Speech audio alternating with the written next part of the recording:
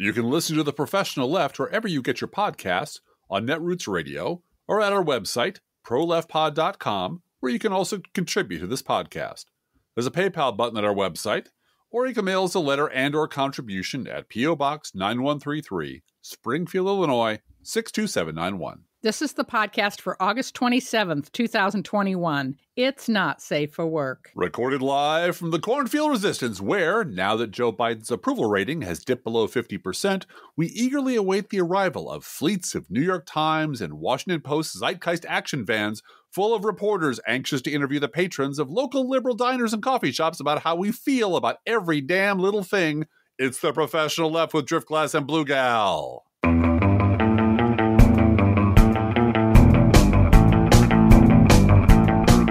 Driftglass. It's only fair. It's only fair.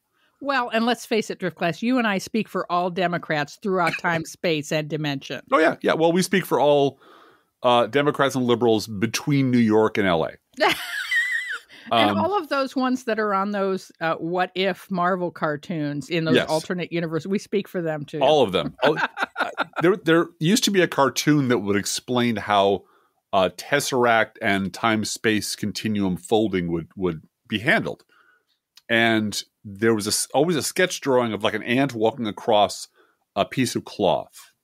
And then the person would pick up the piece of cloth and fold it together so that two edges touched, and the ant would just hop from one point to another. That's sort of how liberal reporting is in this country. New York and LA are just lifted together, and they touch in the middle. And there's really no difference between the two of them in terms of the importance to the nation, as these are the liberal voices. And everything else just folds out into a completely empty area. There is no middle of the country as far as the New York Times or the Washington Post is concerned, except when it comes to Trump voters. And then they'll just dispatch thousands of reporters. I call this magic ruralism, 100 years ago when they started doing it. And it was every goddamn day. There was a new Selena Zito, the Trump whisperer story about, and it got to be such a joke that now you have, Doug J. Balloon, New York Times pitch bot. Every third post on Twitter is in this Ohio diner. Yes, right. And it because it turned into such a ridiculous example of basically coastal elites conducting safaris to the interior of the continent to interview people they did not understand in any way, rather than talking to people who live here who are actual liberals and could explain to them what the people are like they're trying to interview. But Driftglass, yes. You got to remember the rule of television, which is we're boring. Yes. We make sense. Well, I can be unboring. I can call Donald Trump a shithead with all the verve. But there's 3 million people on Twitter doing that. Yeah, but I don't care about beating Twitter. I can do it as nastily as Rick Wilson. Yeah. and I'm bald you could too. Wear red, white, and blue, and you could wave flags. I'm bald like he is. I have a goatee like he does. I wear glasses like he does. And I haven't been a complete emotionally crippling asshole my entire life, unlike him. So I could do those things. Digby could do those things. You could do those things. There are plenty of voices out here that are interesting and lively, and pull in Bob Seska. But they really don't want to hear from those people. They want to hear what the story that makes their readers and listeners comfortable, which is all of the Trump voters are rural rednecks who wear MAGA hats and are completely irrational. And all the liberals in the world live on the coasts and have soy lattes and drink and eat avocado toast. And the two groups have no overlap. They don't touch each other in any way. So we have to dispatch special reporters to the middle of the country because there's no liberals there that we can just talk to. And, hey, what can I say? I have a different grievance, I guess, than you do. Well, this isn't a grievance. This is just my observation of how the media actually works. And it's a different kind of grievance. As you know, Jacob Wall and his partner, for a terribly illegal, racist robocall crime. Yeah, the Wall of Sound, yes. Yeah, have been. It has been proposed that they pay an over $5 million fine unanimously. By the Federal Elections Commission, FEC, who never does anything unanimously. They make sure It's toothless and tied 3-3 all the time. Tied 3-3 or 2-2 or whatever. Yeah. Right. And so this is a remarkable thing. And then I find out that Jacob Wall has a net worth apparently of $6 million. Oh, well, there you go. And that's some rando on Twitter telling me that. So have not confirmed that number, and I don't know his access to his bank records. He may be broke. I have no idea. Right. But a documented case in federal court with a MAGA rioter who is trying to get out of jail. And he is arguing in court that, I have to get out of jail. I have to support my family. I have to work. Sure. And if I'm in jail, I can't work and I can't support my family. That's how jail works. That's exactly right. That's how jail works. You've grasped the basics of going to jail. No, but the feds in court brought up that his MAGA version of GoFundMe raised $200,000 for his family. Yeah, but what's that really going to go for? Is that gonna make sure the above ground pool is cleaned every week? No, I don't know. No, I don't it's know. not. His truck is probably worth, $60,000, right? He's probably driving a $60,000 pickup truck because these guys are not struggling. No. These are people that could take off, travel, go to Washington, and be there for this thing, and are either government retirees or have money from their government contract lawn mowing company, and they're not poor. Right. And they seem to have access to fundraising as their dear leader says, like nothing anyone has ever seen. Yeah. Well, we are obviously a severely undertaxed country, as we've mentioned before. Yeah. And there is just an enormous amount of money sloshing around out there. For Team Evil. Yeah, well, yeah, that's the thing. It's I forget which science fiction author talked about this in this way about solar energy. It's raining soup, and we need to make soup bowls. It's just it's fucking raining money on the right. If you just stick an arm out the window, you can make a living doing horrible shit. Because there's the right one in this sense. They have built an indestructible army of bigots and imbeciles who will pay money to have people lie to them or sustain the lie they already live in. And there's no limit to that market. Yeah. It is an inelastic market. They will just keep paying whatever it takes to have the lie sustained. And so, you and I have joked before, and I joked this week to someone on social media, what I need to do is quit podcasting and Twittering and blogging and come back hard as a reformed conservative. And we'd be on Hannity tomorrow. Yeah.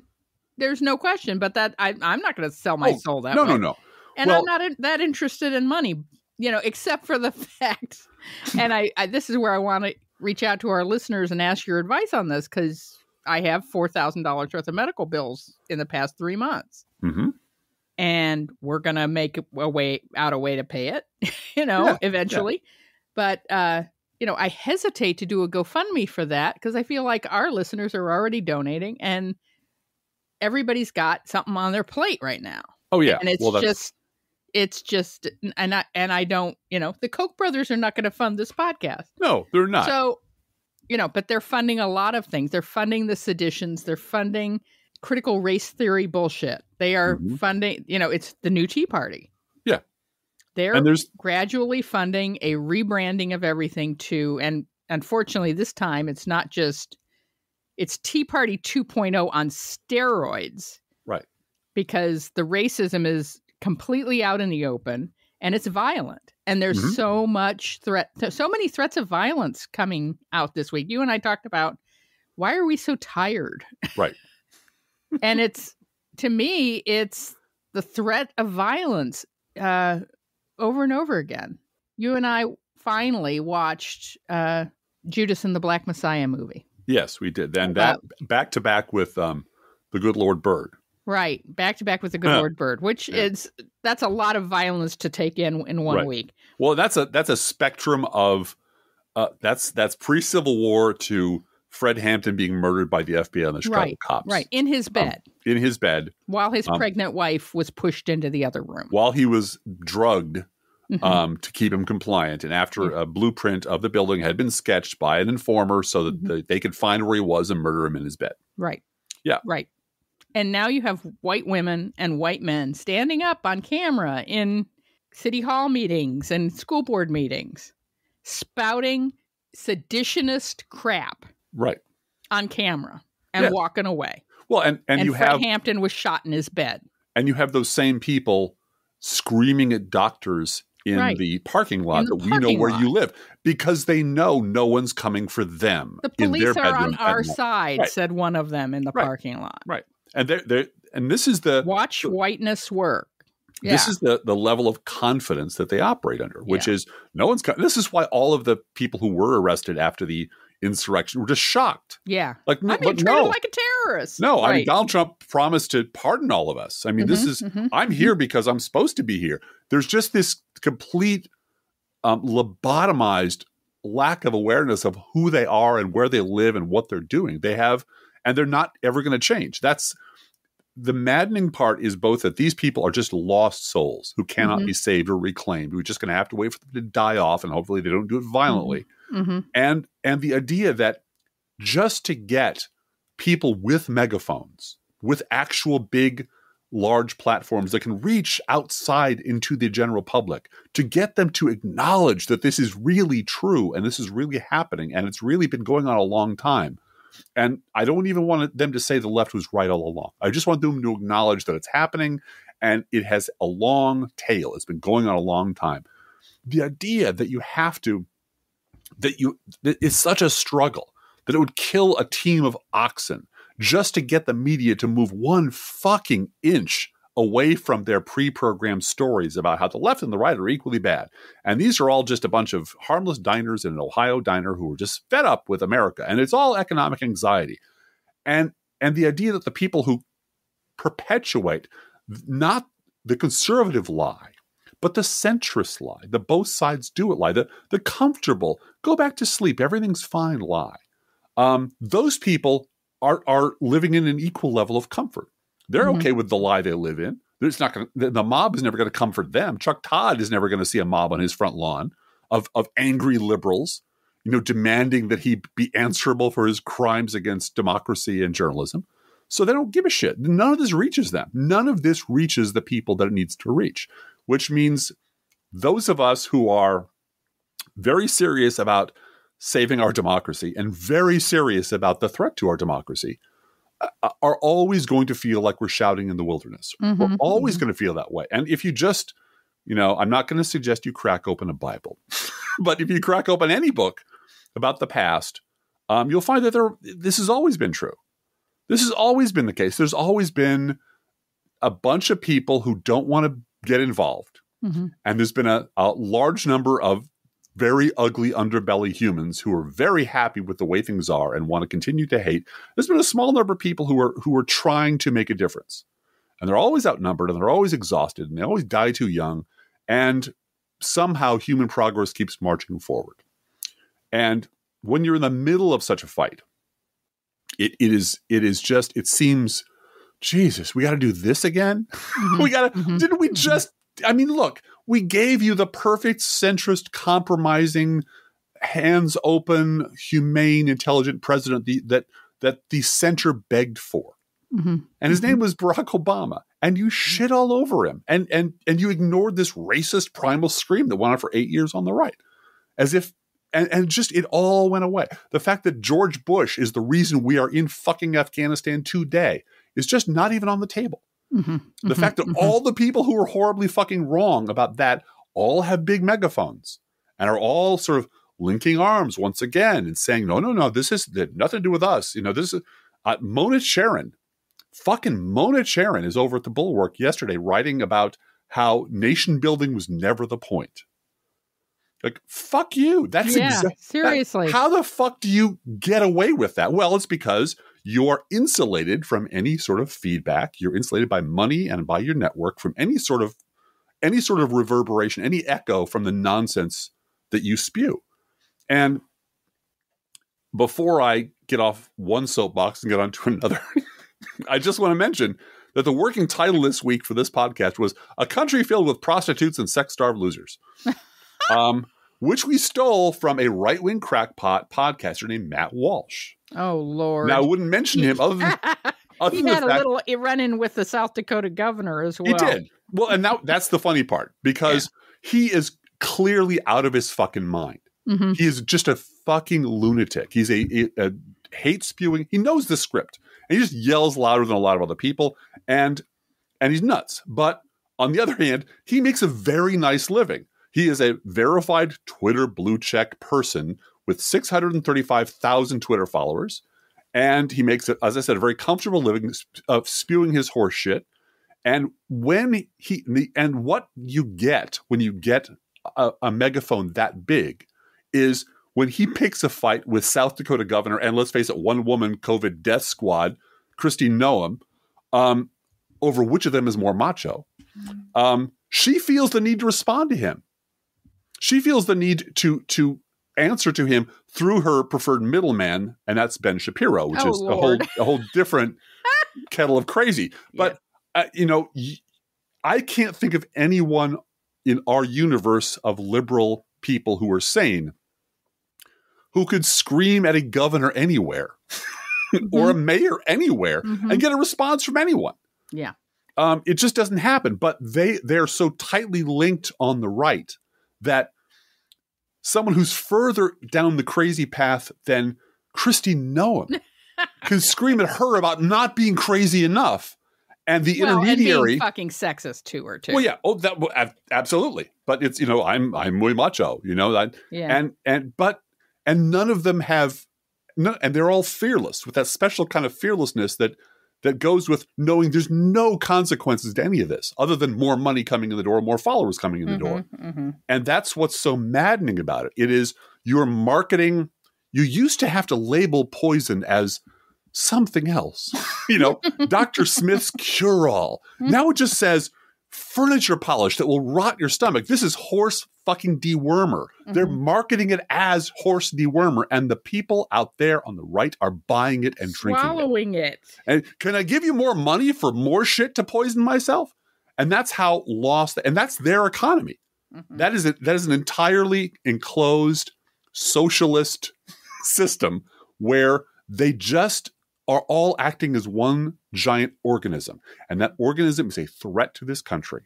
And it freaks people out that the organism that is the biggest threat to this country in modern history is your neighbor.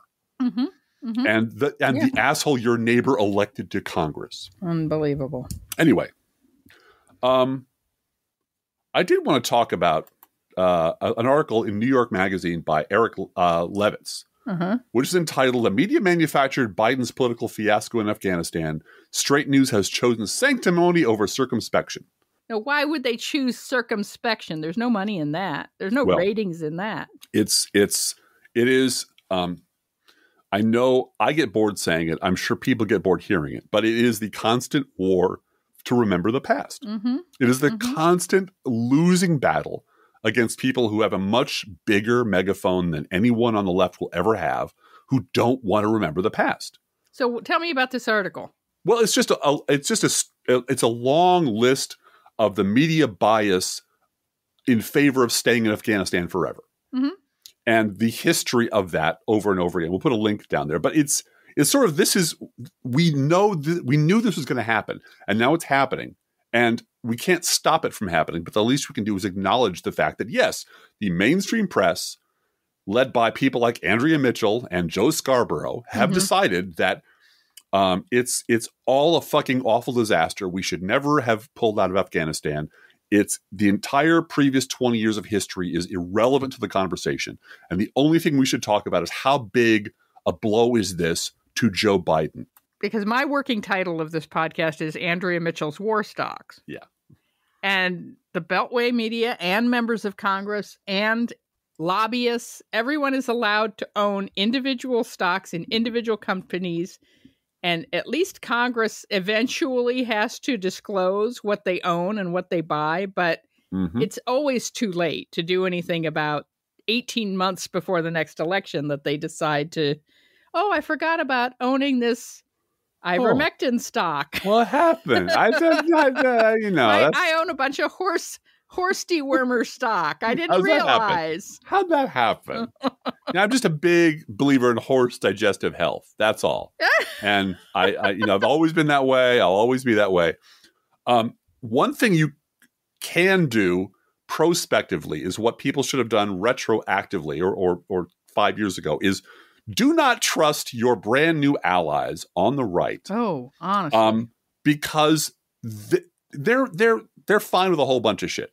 Mm-hmm. But man, try to pull out of a war that you've already lost, you lost 18 years ago, and they will lose their shit. Mm-hmm. And I'm referring specifically to the Bulwark, both the written form of the Bulwark and the podcast form of the Bulwark, which is now fully back in 2011 weekly standard mode, which is where most of them came from. This is a group of people who were just ported over from Bill Kristol, Bloody Bill Kristol. How do you think Bloody Bill Kristol got the nickname Bloody Bill Kristol? Because there's no war of conquest in that region that he is not completely in favor of and thinks pulling out of it ever is a complete disaster, which is why it just, again, croggles my mind that this is someone that Rachel Maddow used to scream about. Like, this is the wrongest guy who ever lived. Wrong. And 4 years later, this guy is an MSNBC contributor, and nobody at MSNBC says shit about it because the same guy signs everyone's paychecks. But this is just a sample platter of what this is sort of like if you wanted to spend your last days of summer laying back and soaking in the venom of inconsolably angry conservatives who want to trash Biden, but you didn't want to watch Fox. Boy, do I have a deal for you. Just go to the Bulwark because...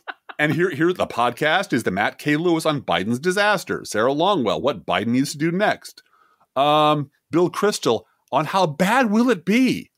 A.B. Stoddard, Democrats facing the headwinds because, this is all about politics, not about, what's the right thing to do. Ambassador Eric Edelman on the catastrophe in Afghanistan. He's not talking about when he got us into that war. He's talking about Biden. Then on to the articles, an open letter to Joe Biden on Afghanistan. I believe that's by Bill Kristol. Too little too late, the botched Afghan refugee evacuation. And this isn't even talking about 18 years ago. Let's talk about 18 months ago. Right. Oh, God. Let's talk about Donald Trump negotiating with the Taliban to end this war. Why? As I've said before, because he wanted a Nobel Peace Prize. So he could lord it over Obama. He's better than Obama. And when he couldn't get that in 2 weeks, which is his entire attention span, he dropped it. And left it like a paper bag full of shit on Biden's doorstep. And a ticking time bomb, because the only reason, recording this on Thursday evening, the only reason things have been going as well as they have been is because the Taliban were promised that we would leave. So they're holding their fire. They're standing back. This is the deal that was made with Donald Trump. And the minute we renege on that deal, now we're at war. That's when the serious shooting starts. And today we learned that I believe 12 U.S. servicemen have been killed in Afghanistan defending the airport. 12 or 13, 12 or 13 by an ISIS attack. Now, I don't know about you, Blue Gal, but I remember that on, I believe, 16 to 19 separate occasions, Donald Trump announced that he had completely destroyed ISIS. They're gone. They're gone. They're completely gone. And it's one of those strutting, loud, braying bullshit things that he touted and every one of his meathead followers cheered him on for doing, which was never true. This is a country that's divided between a bunch of warlords and a bunch of criminal syndicates.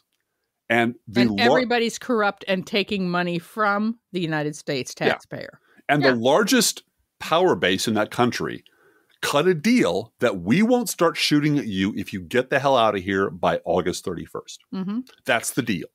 And Joe Biden is like, well, we're kind of in it now. We have to do this.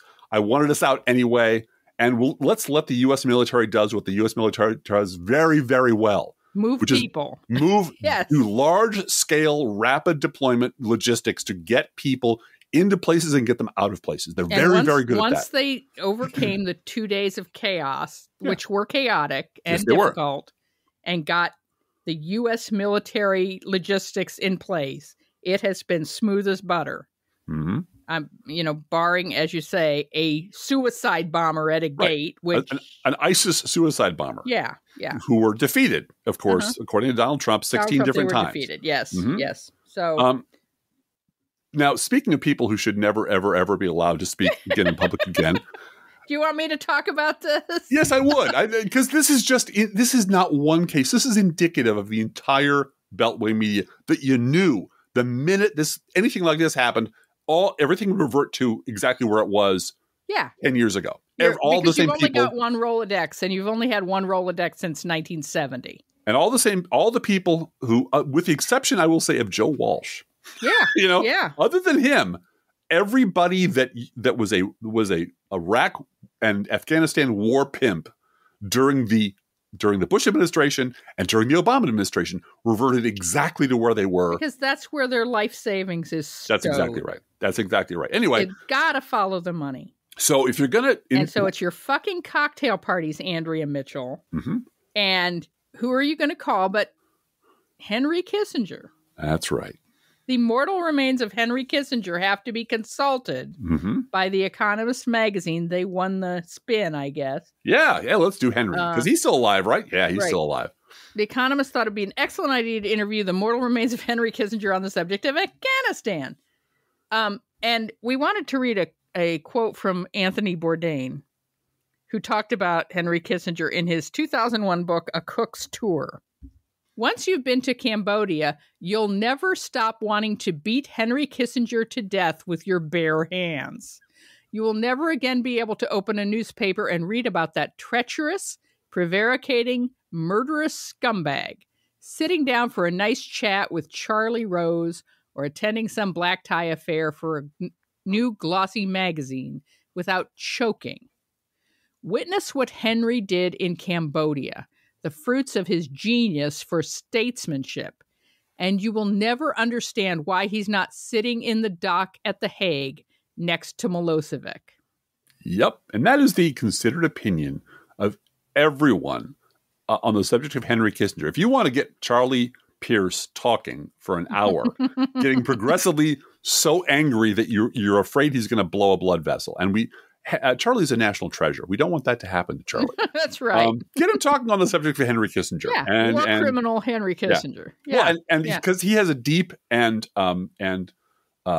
unerasable memory of the entire Nixon administration and the Vietnam War. Mm-hmm. And that's why he's a national treasure, honestly. He's a repository of the memory of what the United States does when it loses a war. Mm-hmm. Mm-hmm. And how things are going to always be. And this war has been lost for decades already. And now we are leaving, and I'm glad that we are leaving, and I'm terribly sad about what's happening to the people who are caught in the middle of it.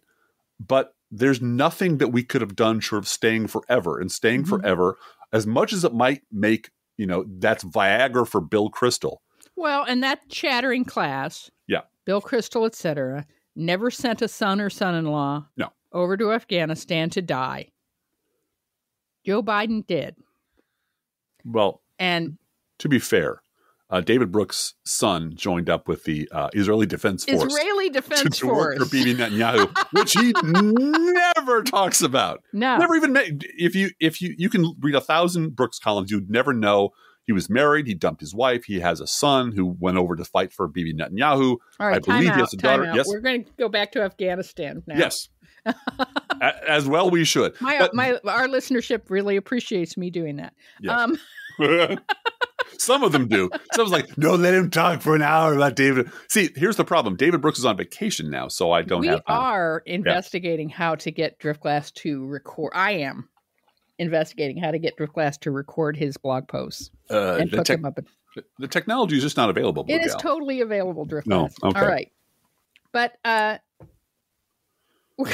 we're moving on to Ben Sasse. I can't believe this is just a terrible show, Driftglass. It's full of terrible people. It's a terrible show full of terrible people. That's really what the podcast should be called.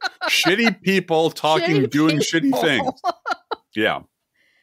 He saw his shadow on Morning Joe this morning, which means we're in for 6 more weeks of the good Republicans bitching about the liberal media. Mm-hmm. No, bitching on the so-called liberal media. Bitching on liberal TV Joe Scarborough. Yes, Joe Scarborough's frat house is our liberal media.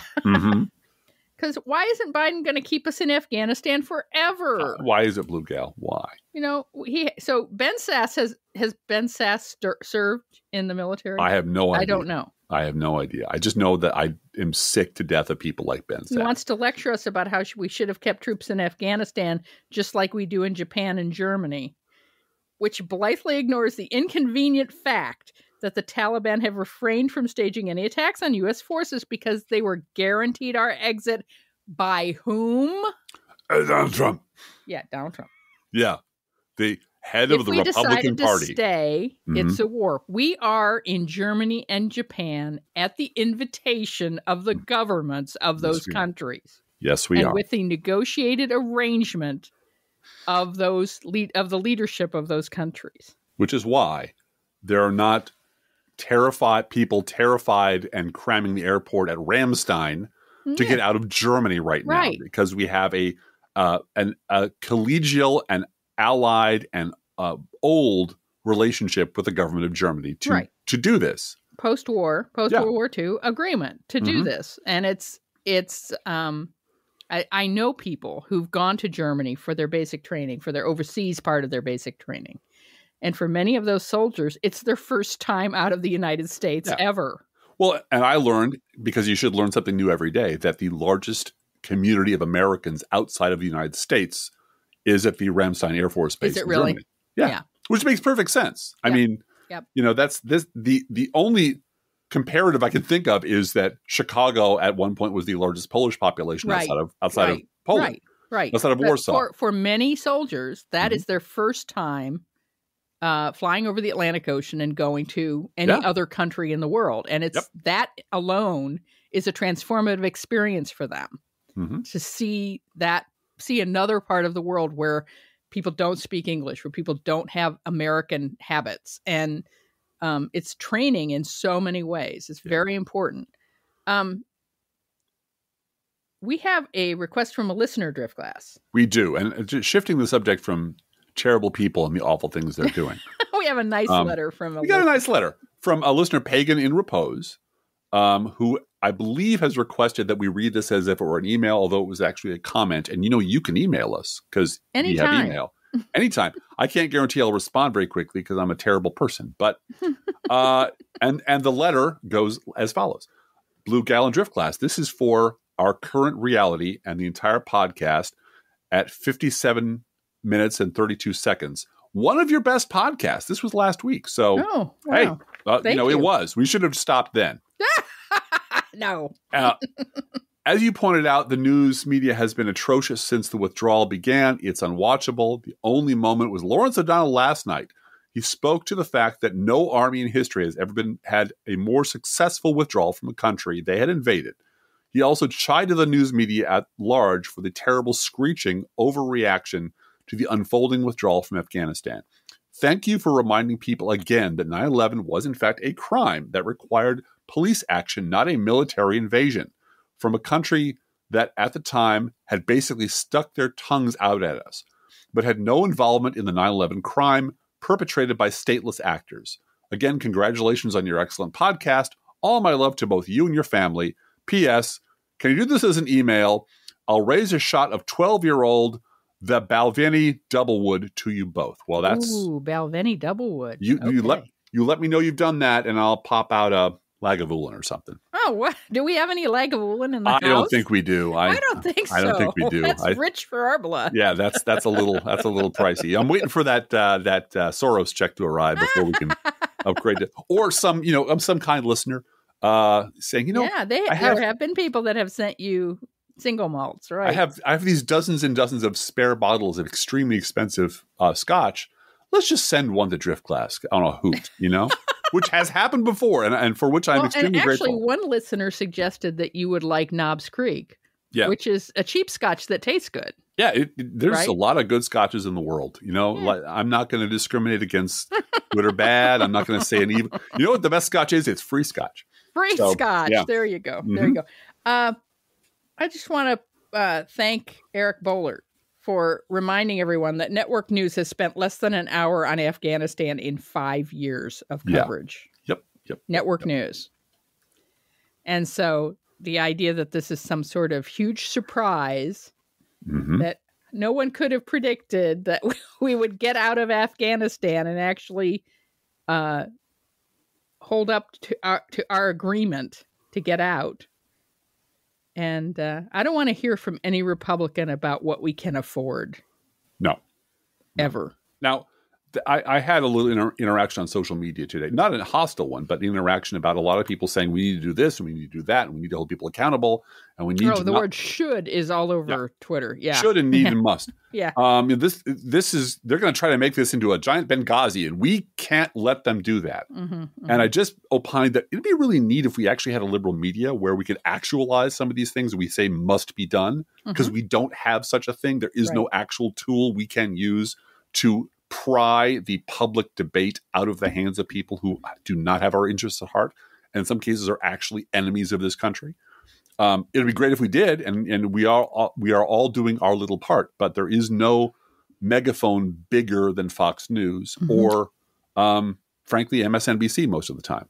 Yeah. So, and I wish there were. Believe me, I wish there were. I've been blogging for 16 years and have had opinions long before that, and the through line is, holy shit, what a world of good we could do if wealthy liberals would invest a fraction of what wealthy conservatives are willing to invest in media, in getting the message out, in dominating the public space. And wealthy liberals just aren't willing to do it. So, you're stuck with just us. So sorry about that, but, and you, of course. Well, and, fortunately, our share price has increased 830% since we started. Oh, wait, I'm sorry. That's Lockheed Martin. Oh, yeah. No, I told my wife, get out of green energy and socially responsible. Dump it all, go into Lockheed Martin. But did she listen to me? No, she did not. Our tiny little investment, which is from a job I held in the 80s and had to take, they threw my retirement out at me and said, you have to take this as a lump sum now, and you have to, and I had to flip it over or I'd have to pay taxes on it, whatever. Tiny little bit of money. And so I went ethical investment all the way, no war stocks, no tobacco, no big pharma. And the online trader guy that I had to call, who's local. I mean, I used a local investor guy. It's like, are you sure you don't want any, Lockheed Martin? Because there's a lot of money. Sure? There's a lot of money in blood and oil. There's a lot of money. Just saying. I'm not saying it's a good thing or a bad thing. I just think it's a thing. I'm not making any moral judgments here. No. I'm like, I just told you I want ethical investments.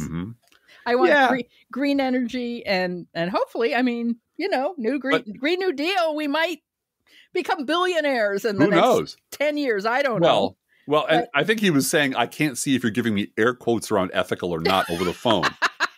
Ethical investment? You don't just want to give money to Eric Prince directly? Just the weapons companies that sell him shit? Is that what you mean by ethical? No. And he knows his job is to do what I asked him to do, with the $17,000 retirement that I have. Yeah. So we're just swaggering around town, burning $50 bills going, we got 17 grand in green energy. So fuck you all. Our future is set. For retirement. That's Oh, honey, we're never retiring. No, just we're like not. Millions and millions of other people out there. Millions of other people. Exactly. Yeah. Exactly. But speaking of people who are going to change jobs, I wanted to mention, I wanted to piss off a lot of people, a few of whom listen to this podcast, by mentioning the name Matthew Dowd. Yeah. Well, he's had quite a week on talking in support of Joe Biden. He has. We have to give him credit. Yeah, I will give him all kinds of credit. Yeah, he has finally caught up to our liberals' word years and years and years ago. 20 years ago. But it comes at a price. It comes at a price, Blue Gal.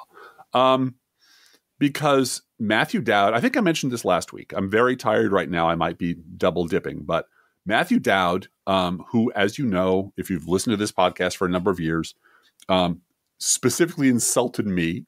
I mean, he and really did. Readers, yes. And my readers and listeners, just really kind of personally, and took after me personally for pointing out during the 2016 campaign, that his fanatically devoted third parties will save us. The corrupt duopoly is the problem. You should not vote for either of these candidates. I'm voting third party. It's both sides do it. Both sides do it all the time. All the time. There was no let up. And when it was clear that he was completely fucking wrong, he didn't change his mind. And he just was completely wrong. And before that, he was, George Bush's campaign manager in 2004. So he's had a long and sordid history of being on the wrong side of every fucking thing. And, there's a way around that. I'm sure, in fact, I'm sure I did mention this. If you're Catholic, which he very, very, very much is, you repent and atone and you confess and do all the things you're supposed to do if you fucked up as badly as Matthew Dowd has fucked up most of his life. Matthew doesn't want to do any of that. He wants to stay on TV and not pay a price or even acknowledge that he did the things he did before. And I noticed, and I might have been the first and only person to notice this, that Mr. Dowd destroyed his entire Twitter archive. Going back a decade, during the entire time he was ABC News, the official voice of ABC News, he destroyed his Twitter archive. And I tried to figure out why he did that. I know that he's scared shitless of his past. I know that he blocks anybody who mentions his past because he's kind of a coward. But there's a specific motive involved, I'm sure. I thought, well, he's on MSNBC every goddamn day.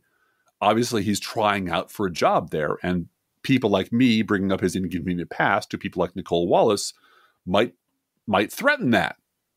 People might ask him a question about, what the fuck were you saying in 2017 again, Matt?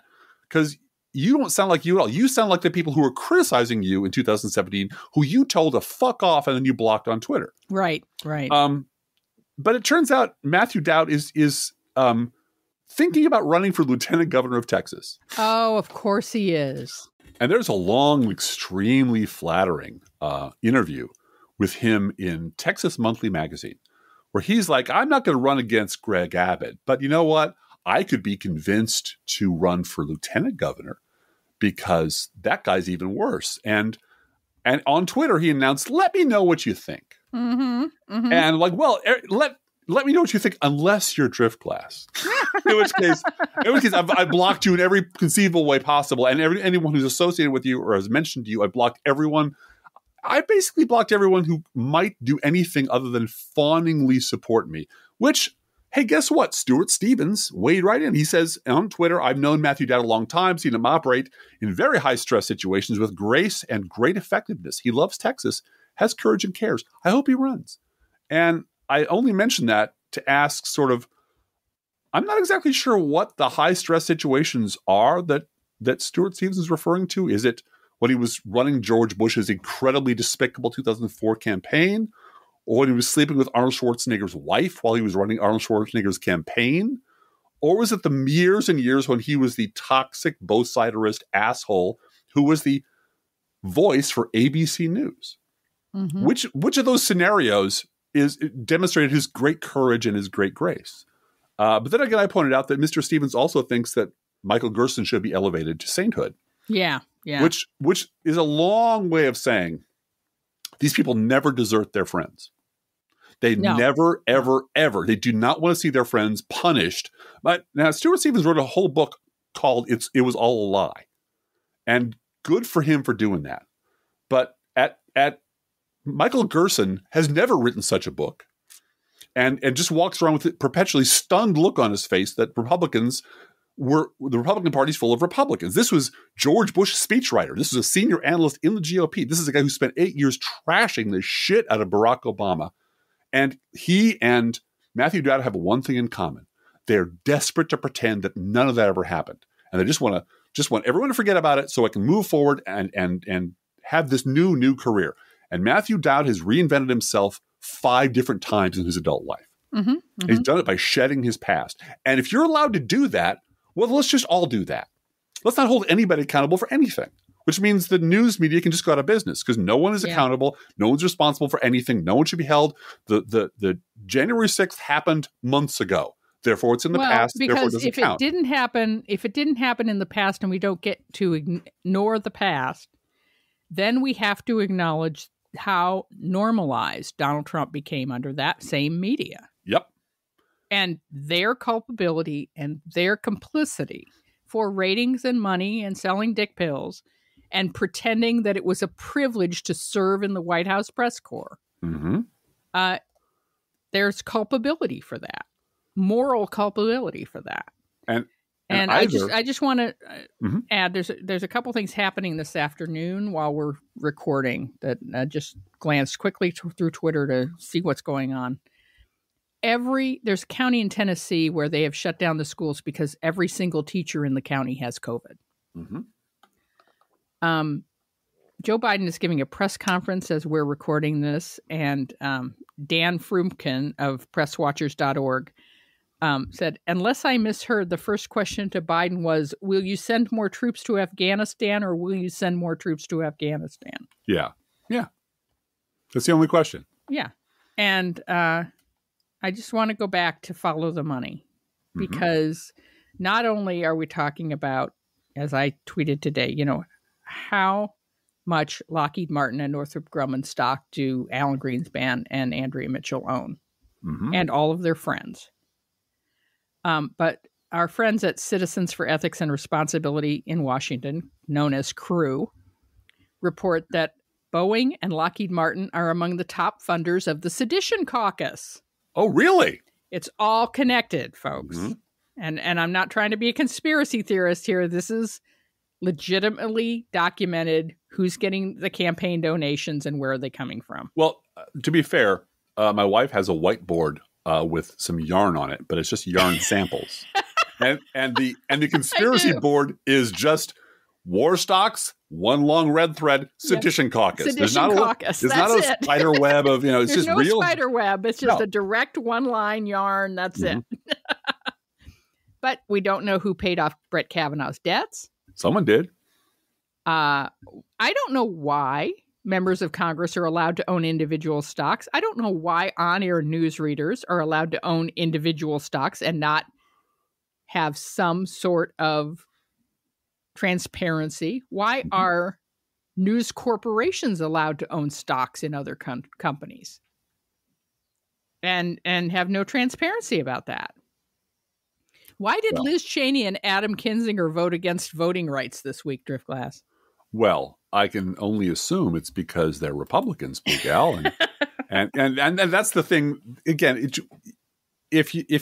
I encourage everyone to live on hope and believe in the future. And this week, I ran into the wife of a local alderman at the store, both wearing masks, both doing a little shopping in the morning. We both were remarking how wonderful it was to drive through the area and see moms and dads with their kids at the bus stops. Everyone masked, everyone going back to school. But I said to her, I said, we really might have a future.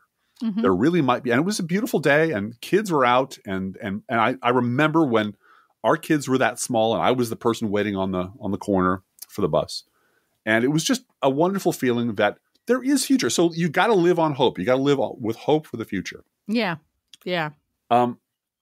But that doesn't mean being blind to what you see around you and ignoring what's going on right in front of you in politics.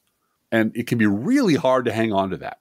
But, I encourage you to do so. Oh, let's talk about the best governor in the US of A. Oh, yeah. Oh, because he was trending today. He was. It's Thursday and he's trending. Yes, our governor, at long last, Governor Pritzker, got his Irish up a little bit, I think. Wait a minute. Are you saying there's a governor out there other than Gavin Newsom in the world? Who's awesome? Yeah. Well, I mean, there's a New York governor and a California governor, and no one knows what the rest of the country, which is unknowable. Well, there's the one that, what's his name? Matt, you were talking about earlier. Matt Walsh. Oh, yeah. There's the one that Matt Walsh basically called sugar tits on Twitter. Yeah. So, yeah. Because he's so charming. Yes. Matt Walsh. He's a wonder. He's a wonder. But there's that governor too, and there's Death Santis killing his own people. Also on the coast. So okay, yeah, gotcha. That's true. Also on the coast. But no, J.B. Pritzker announced an Illinois mask mandate for everyone 2 and older indoors. Yep. And this Amy Jacobson, who is a reporter at the Fox radio outlet in Chicago. The Wing. I'm not sure if it's Fox, but it's WIND. Yeah, it is a Fox station, according to one other outlet. That makes sense. WIND. She was whining about why won't you help Chicago parents who are worried about their kids and give them all remote learning. Right. Right. And not get them back in the classroom. Let's have and you can imagine the kind of parents who are desperate for more remote learning in their child's life. Sure. Everyone loved that. Why not do it again? It's like Die Hard 2, you know, it's just even better than the first one. Yeah. Great. You've got high-speed internet in your house, you know. Well, and she's an anti-mask MAGA. She's an anti-mask MAGA tweeter. She tweets all about how much she hates masks. Masks are terrible. Masks don't work. Blah, blah, blah. And the governor announced his mask mandate, and she stood up and asked, you know, well, why aren't you helping parents who hate masks and want their children to be at home for remote learning? And the press secretary for the governor just shut her down. She said, "You're not a reporter. You're spreading misinformation." Right. Well, she did. She did, and she basically said, "Read a fucking study." Right. Well, the studies don't show nothing. You read a fucking study. Right. We're done. And JB took 3 steps, then turned around, walked back to the podium, and said, "No, you know what? You spread misinformation. You should stop doing that. Just stop doing that." And he just shut her down. It's like, wow, that Jen Psaki thing is really catching. She's more genteel as the sword goes in, and more chipper about it. But it really was the same thing. It's like, shut up. You're spreading misinformation that's dangerous and damaging, and you just please stop doing that. Now, it's not going to affect her, but it really announced to people that that up inside the Democratic Party, there's a lot of people near the top who are just fucking sick of these people. Well, and we're sick of them. COVID. Right. It's exhausting. And we're looking down the barrel of another surge with another 100,000 Americans dying of it that is all avoidable. It's all preventable. And there's going to be a certain number of people who die of something. The flu claims X number of people every year. But this whole return to crazy bullshit nonsense is laid at the feet of the governors, Republican governors, and red states who are just a suicide squad, who have strapped COVID to their chest like a suicide bomber. Like, this is how we can take out Biden. This is how we can wreck the Democrats by just suicide bombing ourselves, by not wearing masks, by screaming about it at school board meetings, by attacking doctors, and there's people at the top like Tucker Carlson just whipping them on, man, whipping them on from the safety of his home, from the safety of the vaccinated bubble that he lives in, just saying, that's great. He's a fucking Taliban leader. Yeah. He's a fucking Al-Qaeda leader. He is urging his suicide squad to wreck the country so that his party can take power back by saying Biden didn't fix what we broke. Jeff Glass, let's do a news roundup. I was going to suggest perhaps a news roundup might be fun. The report on the fake Arizona audit has been delayed because pro-Trump cyber ninjas have contracted COVID-19. And it was announced that 3 of the 5 have COVID, and everyone went, "What 5?" Yeah. What? What? This fraud was designed to have the federal government shut it down so that they could scream, "Deep state is silencing us." And Biden and whoever was at DOJ said, "No, let them swing from their own rope." Right. That's what they're doing. It reminds me of Obama telling Mitt Romney, "After you, Governor." Yeah, right. Keep talking. Exactly. Go right ahead. Keep talking. Tell us what you found. Yeah. Right. The FDA granted full approval to the Pfizer Biotech's COVID-19 vaccine, clearing the path to more vaccine mandates at hospitals, colleges, corporations, and other organizations across the country. And of course, Fox went, "Why did they do it so fast? Why didn't they do it sooner?" Again, this is where all the red threads on the whiteboard lead back to Fox News and people like that. Yeah. If you remove them from the equation. And the argument on the right for months has been, it's not been approved by the FDA. Right. And so I won't take it. And the argument on the right was Barack Obama can't prove that he was born in the United States. Right. And when that one falls apart, they'll come up with another one. Yeah. There has to be a point. Again, liberal media, you should do something about this, at which you say everything coming out of these people's mouths over here is nonsense, toxic, and crazy. So we're going to listen to them as you would listen to any other threat. But we're certainly not going to give them the respect by treating them as sane citizens and legitimate news outlets. These are propaganda whores and monsters living in our midst. And we're going to treat them as such. I was a little bit sad today. I cross-posted over at Crooks and Liars a Steve M. post over at No More Mr. Nice Blog. Yeah. He has a post about where he remembers the past, Driftglass. Oh. Talking about Republicans, the inconsistencies are the feature, not the bug. Right. And he actually goes back to Newt Gingrich on Libya, who within 1 month, March 2011, 10 years ago, within like an 18-day period goes from we have to do this in Libya to we should have never done this in Libya. And it's the same thing. Yeah. And both on Fox, both having a paid seat on Fox to say this stuff where no one will remember what he said 3 weeks ago, except someone did. And the video that I used on YouTube was from Think Progress, which isn't there anymore. Right. Yeah. So it was just, this sort of full circle of, and the liberal outlet that could continue to push this, that could continue to clip these things and show them for what they are, is gone. Well, and imagine if the news media were Jeopardy, then Jeopardy would invite the losers back every week. And the biggest loser would be the tournament of champions. Here we have Jimmy, who's never gotten a fucking answer right in his life. Yep. Jimmy has won $40 million and has his own show on NBC now. Hey, Jimmy. Yeah, I got everything wrong. I'm a monster. I'm a hero. And that's how it would be. The people who get the answers right are disqualified from further conversation. People who get it all wrong in just the right way continue to come back for round 2 and round 3 and round 4. And it is insane. It is insane that the system works like this, but it works like this because people at the top of the system need it to work like this. They need audiences to buy the shit that their people are selling. And they're not going to get audiences as large as they need if they start telling them things the audience doesn't want to hear. The Pentagon will now require all military personnel to get a COVID-19 vaccine. And you're going to be allowed to just quit the military if you don't do it, right? Sure, that's how the military works. No, everyone knows that's that. not how it works. We've covered how jails work and how the military works. That's great.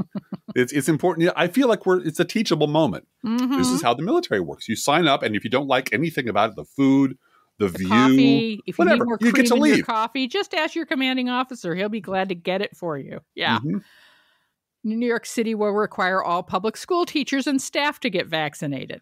We've already talked about J.B. Pritzker, who was announcing a mask mandate. However, on Wednesday, Texas Governor Greg Abbott signed an executive order banning local governments from issuing COVID-19 vaccine mandates despite FDA approval. Because I swear to God, he's trying to kill his own people. I don't know why. Speaking of which, Florida is now the only state where more people are dying of COVID this month than ever before. Mm-hmm. Kevin McCarthy said this week that the budget bills will pass over my dead body. Promise? I'm just going to let that sit there for a minute. I'm not going to say anything. I'm not going to make any smart comments. I'm just going to let that sit there for a moment and let people just sort of breathe that in. Via CNN, the Supreme Court won't halt the order forcing Biden to revive Remain in Mexico policy. The Supreme Court on Tuesday declined the Biden administration's request that it put on hold a lower court order requiring the revival of the Trump-era Remain in Mexico immigration policy. The court's 3 liberal justices publicly noted that they would have granted a request to halt the lower court's order. The Supreme Court's rejection of the request sets the tone for how skeptically it will view emergency requests from the Biden administration. After on several occasions during the Trump administration, the conservative court intervened to pause lower court orders interfering with that administration's policies. Wow, it turns out elections matter, and who's on the Supreme Court and who gets to appoint them actually matters quite a bit.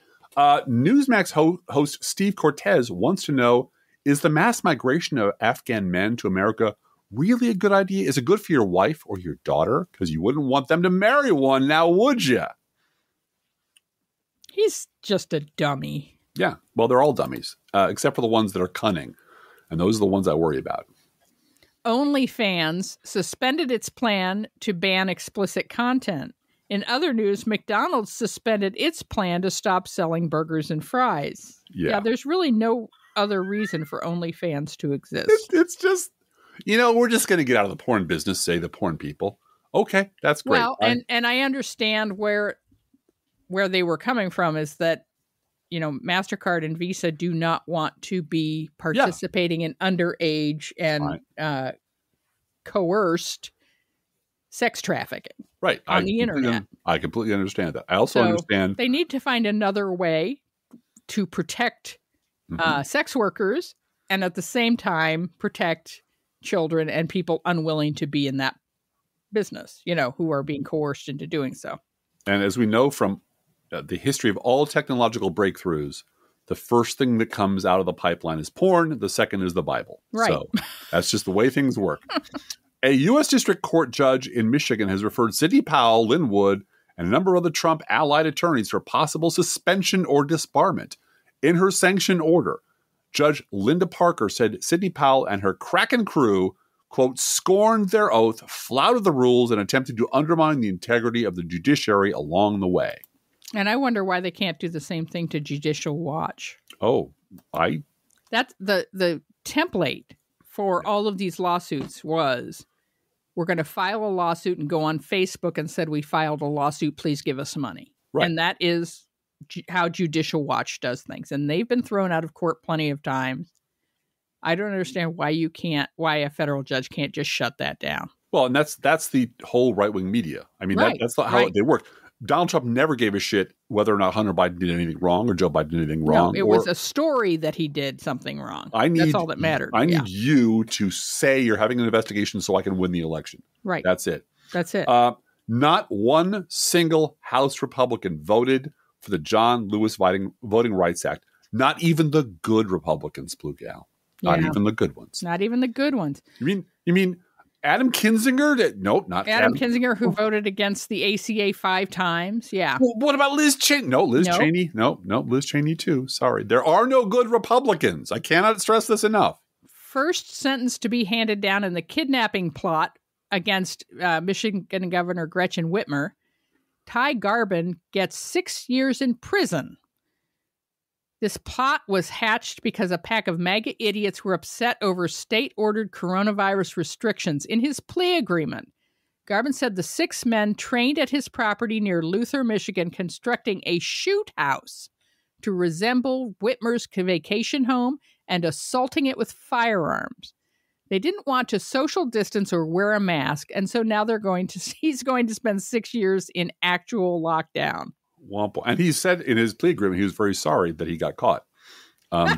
Yeah, I'm sure he's sorry he got caught. I don't think he phrased it that way, but yeah, that's pretty much the way he phrased it. Once again, just to mention, the FCC is proposing a $5.1 million fine against conservative activists for making unlawful robocalls that made false claims about mail-in voting. The calls lied about mail-in voting in the run-up to the 2020 election. And they were aimed at African-American voters. Yes, they were. Yep. The House committee investigating the Capitol riot requested documents from several U.S. agencies related to the attack, signaling that they intend to conduct a sprawling investigative effort. The committee demanded records related to at least 30 members of Trump's inner circle and plan to seek executive branch records related to the attack and its run-up, including communications within and among the White House and executive branch agencies on or before January 6th. And Donald Trump is trying to claim executive privilege about hampering an election. Yeah. As part of his regular duties as president, apparently overturning a free and fair election is part of that. No, it isn't. No. Each week, we post to our Facebook page and website an Internet Kitty sent in by you, the listeners. This week's Internet Kitty is Charlie. Charlie is simply the most cuddly, tactile, and friendly feline, and is known as the soul of their home. Isn't that nice? He's the soul of their home. Mm-hmm. Of course, Charlie eats freshly poured cat food, our fake sponsor. Whether you serve pet store perfection or dollar store direct, your cats will sit on the kitchen floor and demand that the food they eat is only freshly poured. Freshly poured, freshly poured. Oh, my Lord, it's freshly poured. And you can visit Charlie. He's a beautiful white cat at our Facebook page or website. And you can send your Internet Kitty dog or other pet to us at our email address, proleftpodcast@gmail.com, where you can write to both of us. Feel free to write us. We love hearing from you. Be aware that if you write us at any of our addresses, we reserve the right to read your email or U.S. Postal Service. Go, Postal Unions! Letter on the air unless you say otherwise. #JailToJoy. Don't forget our gourmet coffee guideline. If you can afford to buy an espresso-based beverage for yourself, buy one for us. This is not charity. This is our job, and it's a labor of love. We're not going to talk about pumpkin spice yet. It's August. No. It's August. I know. I was disturbed after the 4th of July when I went to the store and they were stocking up Halloween candy. I swear. Because 4th of July's over, so we got to get out the Halloween what's candy. the next one? What's the next big sugar high holiday? And mind you, I'm a big fan of Halloween candy. Always have been, always will be. I am hearing from Scuttlebutt among some circles that I engage in that getting your Christmas presents early this year is a good idea. That there are going to be supply chain problems in the fall. Yeah, doesn't surprise me. China has shut down in some areas, and it's going to affect the supply chain. So, and if you're buying rather than knitting your Christmas gifts, you might want to get out there and shop a little early. And speaking of Scuttlebutt, our cat had that, and we took him to the vet, and they gave him some medicine, and now hopefully he doesn't have Scuttlebutt anymore. Hopefully he doesn't have Scuttlebutt. That's another medical bill. Yes, $130. Mm-hmm. To take care of Scuttlebutt. That's an outrage. That's an outrage, Bosco. I wouldn't pay it, Yeah, Bosco. Like Trump, Bosco doesn't want to pay his medical bills. No. I think he knows that's not his responsibility. No. Approximately 1% of our listeners support this podcast with a contribution. You can too. See our website, proleftpod.com, for details. Both our PayPal and postal address information is there at proleftpod.com. We thank you so much for supporting this show, and please share our show on social media. Thank you so much also for doing that. Hey, Driftglass, how are the Internet Kitties doing this week? Well, Blue Gal, the Internet Kitties cannot believe they have to warn humans not to take horse medicine. Let's think about living. Let's think about loving. Let's think about the hooping and the hopping and the bopping and the loving, lovey-dovey. Let's forget about the whine and the crying, the shooting and the dying, and the fellow with a switchblade knife. Let's think about living. Let's think about life. The Professional F Podcast is recorded under a Creative Commons license. Copyright 2021 DGBG Productions.